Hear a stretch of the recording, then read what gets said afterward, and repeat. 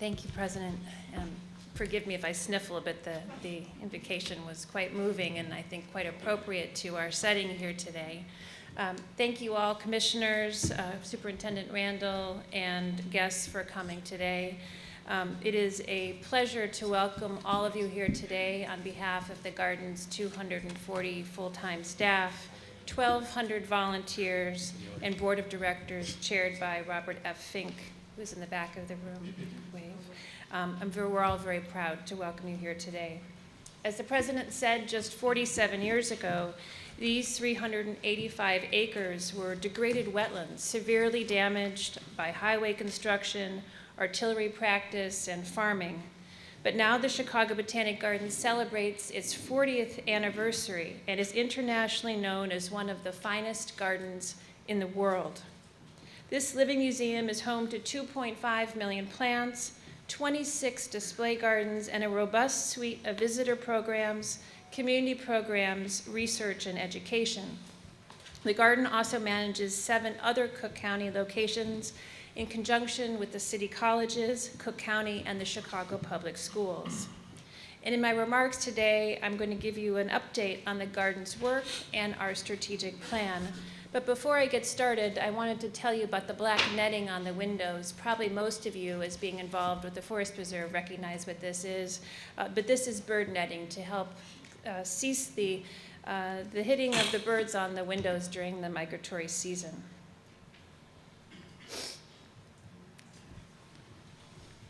The Chicago Botanic Garden is a model public-private partnership between the 122-year-old Chicago Horticultural Society and the 99-year-old Forest Preserve District of Cook County.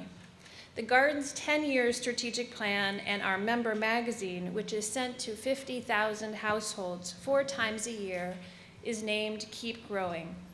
We chose the name Keep Growing as a symbol of our commitment to help the garden grow to achieve its goals, but we also use these words as a promise to our customers, our community. The garden's actions will help those we serve to grow. Our Keep Growing strategic plan is based on 3 core values.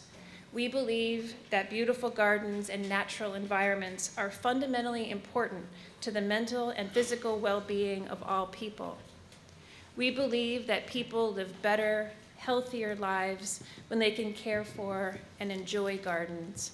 And we believe that the future of life on Earth depends on the degree to which humans understand, value, and protect plants and the healthy habitats on which they depend.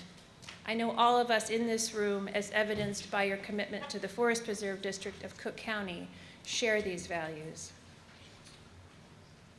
And I am proud to say that together, we are delivering on our mission goals and values. The garden is welcoming more people year after year, receiving record support, documenting more impact, and seeing broader local, national, international recognition than ever before. So why is the garden seeing these positive trends when institutions other than ours are experiencing declines? My answer is that we've honed our services to address the issues and challenges of our time. This exceptionally beautiful and well-maintained refuge provides comfort and presents solutions to people faced with economic uncertainty, aging, and those who face difficulty finding quality science education, jobs training, healthy food, and safe recreation. We find solutions to mitigate climate change and offer solace. We are turning the world's greatest challenges into great opportunities to serve. While in the past the garden may have been viewed as just a pretty place, our relevance demonstrates we go much deeper than that. The greatest challenge of our day-to-day lives at the moment is the flat economy and the constant stream of bad news we hear around us. But the garden is a place where hope for the future can be rekindled and where serenity and the beauty of nature can calm the spirit and mind. In each season and every program, the garden offers a respite from the stresses of the world. The garden is a place to laugh on a walk, to dance at a free evenings program, to share with family. The garden, through its design and programs like Wonderland Express, is a community that strives to bring joy to everyone. And everyone is coming. In 2011, we counted nearly 1 million visits. Since 2006, garden attendance has increased by 300,000 people, or nearly 30%. In 2012, even with extreme heat, we are approximately 5%, or 31,000 people, ahead of last year. The Chicago Botanic Garden is now the Chicago area's 6th largest cultural institution and 12th largest tourist attraction. With free admission and reasonable parking fees, the garden is an affordable outing. Visitors who walk or bike to the garden, take public transportation, or are dropped off enter for free. In fact, together with the Lincoln Park Zoo, a day at the garden is the best value of any institution in the area. In a time when people are challenged with watching every dollar and trying to make every day matter, the garden seizes this opportunity to serve. By 2050, 1 in 5 people will be over 65. This is the fastest growing segment of our society, is over 80 years old. The garden also sees this challenge as an opportunity to serve. The garden embraces an older audience by offering opportunities to volunteer, exercise programs, adult education programs, and free entertainment, such as Tuesday morning music and our summer evenings program. All of our garden facilities are wheelchair accessible, so we see many 4-generation families enjoying a day together. A strong education in science, technology, engineering, and math is becoming increasingly important. Again, the garden is stepping up to serve. The garden provides individuals of all ages with engaging classes and programs related to biology, botany, ecology, conservation, art, and sustainability. In 2011, the Regenstein School offered 1,500 classes, serving over 116,000 people. And to meet the demand for the garden's education programs, we are in the process of designing a learning campus, which is becoming a national center of excellence. The first element of the campus was a new entry drive and garden and plaza. The campus's second phase, the Grunsfeld Children's Growing Garden, opened on June 2nd. This summer, we also opened a new exhibition, Butterflies and Blooms, a tented live butterfly garden, which attracted nearly 50,000 people. And we also opened the third phase of the Learning Campus, the Kleinman Cove, an aquatic learning and play center, last week when we also completed the restoration of 1.25 miles of the garden's North Lake shoreline. This North Lake Shore project was funded by the U.S. Army Corps of Engineers, private donors, and the State of Illinois Capital Grant Program. And I want to call out Bob Kirshner, who's in the back of the room, the garden's Director of Restoration Ecology, who led this project so beautifully. Thank you, Bob. At the heart of the plan for the Learning Campus is the Education Center and Garden. The Learning Campus could serve close to 200,000 people a year. The Learning Campus becomes the home for our unique Science First, College First, and Science Career Continuum. These programs foster a love of science and an interest in science careers. This program is particularly focused on students from urban schools and under-supported neighborhoods. Again, the garden rises to serve. Eating well and getting regular exercise is a priority for us all and a challenge for many. The garden, through its community-based agricultural programs, trains people how to grow food and how to get a job in the emerging local farming and food distribution economy. The garden also provides the perfect setting for exercise. Together with partners from Cook County, the city colleges, Chicago Public Schools, and many private donors, our Cook County Sheriff's Garden, Windy City Harvest, Junior Windy City Harvest Green Youth Farm, and Kraft Foods Gardens all train people how to plant, tend, and harvest crops. In 2011, our program participants harvested 45,000 pounds of food and donated over 50% of the harvest to Cook County and Lake County food pantries and the Women, Infants, and Children program. Program participants also learned essential food preparation techniques as well as job skills in marketing and customer service while selling crops at neighborhood farmers markets. And since the garden's main campus is so accessible, we have also become the most affordable community and fitness center in the region. People of all ages and backgrounds visit the garden to walk, to practice yoga or Tai Chi, or to take any number of our wellness classes. Again, the garden, by supporting healthy food systems and wellness, sees an opportunity to serve. Most people do not realize it, but all life depends on plants. We rely on plants and healthy habitats for our food, clean air and water, medicine, shelter, and clothing. We must protect plants if life on Earth is going to continue to be hospitable to people.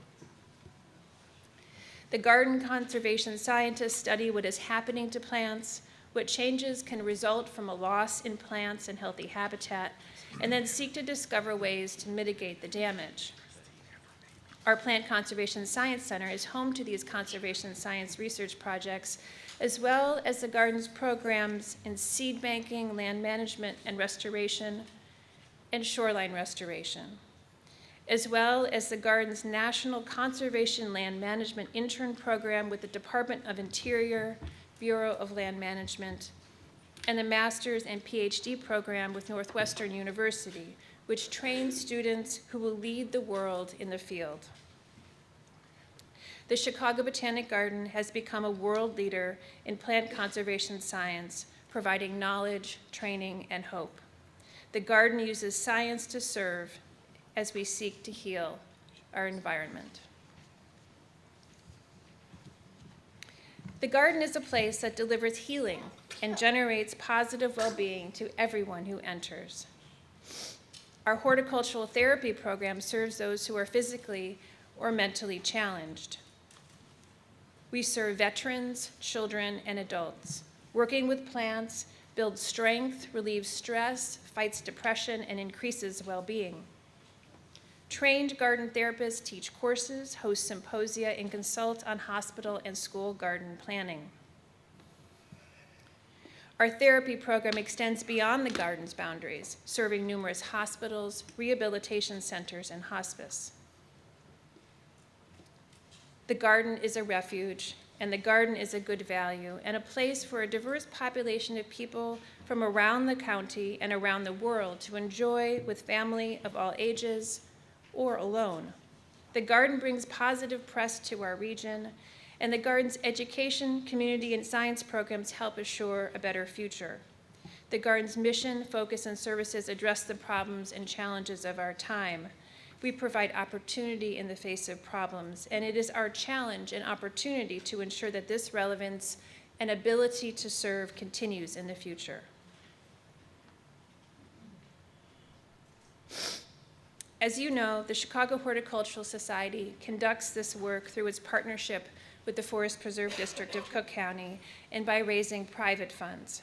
The garden raises and earns most of its operating budget annually and pays for virtually all site improvements with non-county money donated by corporations, private donors, foundations, and non-county government grants. We're committed to doing that.